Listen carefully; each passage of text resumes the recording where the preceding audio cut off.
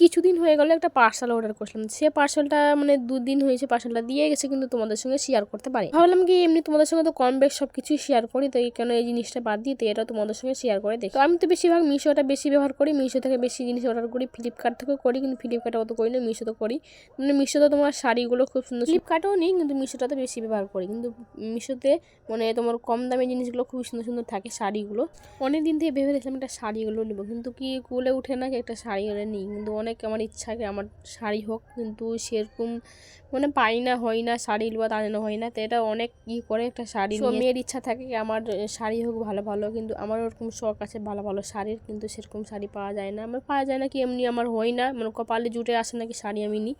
তো যাই হোক কত করে একটা শাড়ি নিয়েছি, আর শাড়িটা এত সুন্দর লেগেছে, এত পছন্দ লেগেছে, মানে আমার কী বলবো, আমার কালো জিনিস বলতে খুব পছন্দ, কেননা কি আমার কালো জিনিস বলতে সব জিনিসই আমাকে ভালো লাগে, কালো জিনিস বলতে সব কিছু ভালো লাগে।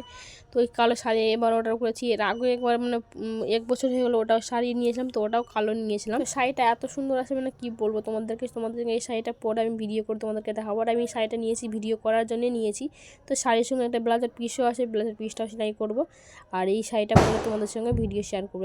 ভিডিও করার জন্য আমি শাড়িগুলো অর্ডার করেছি, কেমন লাগলো